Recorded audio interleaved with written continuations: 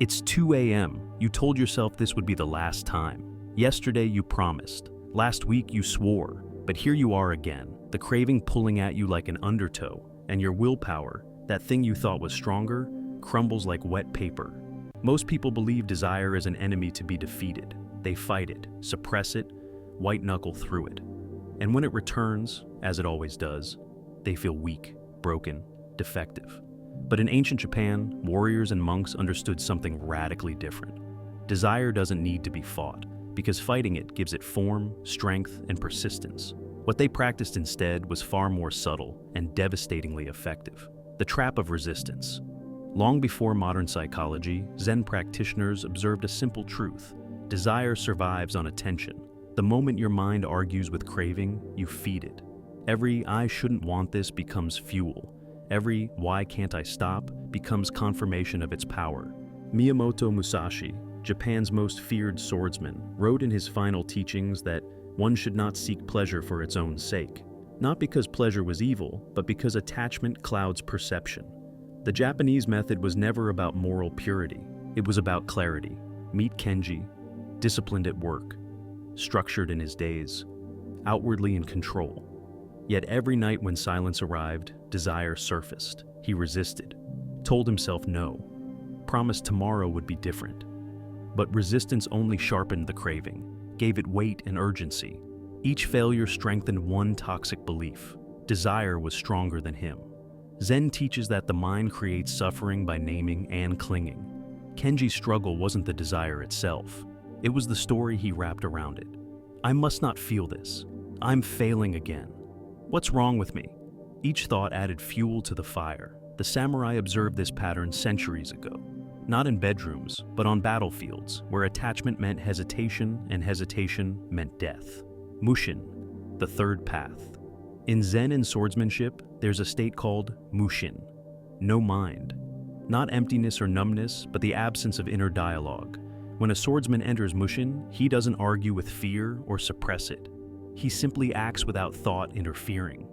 Desire dissolves the same way. Kenji realized that each time desire arose, he immediately reacted, either by indulging or resisting. Both responses confirmed desire's importance. Both gave it center stage in his consciousness. The Japanese method offered a third path: non-participation. When desire appeared, he acknowledged it like a passing sound. A car horn in the distance, a dog barking 3 streets over. Present, noted, irrelevant. No judgment, no negotiation, no internal debate. He didn't push it away. That's resistance. He didn't follow it. That's indulgence. He simply let it exist in his awareness without assigning it meaning. Without attention, it weakened. This sounds simple. It's not easy. Your mind will insist desire demands a response. It will scream for you to do something, resist or surrender, fight or flee. The practice is to do neither. To become the still water that lets the stones sink through without rippling. Dokkōdō, cutting dependency. Musashi lived a life of deliberate austerity. He slept in caves. He rejected comfort, luxury, and indulgence, not to punish himself, but to remove dependency. He understood something crucial. Desire thrives where the mind expects satisfaction. When expectation is removed, craving loses its destination. Kenji began changing nothing about his feelings, but everything about his structure. He removed stimuli that invited desire. Phone out of the bedroom, laptop closed after 9 p.m. He enforced silence at night. No scrolling, no numbing, no escape hatches. He trained his body to exhaustion, not as punishment, but as regulation. The body, when ordered, quiets the mind. This is ancient wisdom. A tired warrior doesn't lie awake negotiating with his thoughts. The samurai understood discipline wasn't about control. It was about prevention. You don't fight the fire, you remove the oxygen. Kenji's craving didn't disappear immediately, but it had fewer entry points, fewer moments of vulnerability, fewer pathways to take root. Shugyō, training identity. In Japan, Shugyō refers to severe training meant to reshape identity. Monks stood under freezing waterfalls. Warriors trained until their hands bled. Not for strength, but for transformation. They didn't ask, "How do I eliminate desire?" They asked, "Who am I becoming?" A disciplined identity leaves no space for compulsive behavior. Not because it's forbidden, but because it no longer fits. A samurai doesn't debate whether to flee in battle. It's not in his nature. The question doesn't arise. Kenji stopped asking how to resist desire and started asking how a disciplined man lives. He slept at fixed hours, rose before comfort allowed, practiced stillness each morning, 10 minutes of sitting, watching thoughts pass like clouds. No meditation app, no guided journey, just sitting with what is.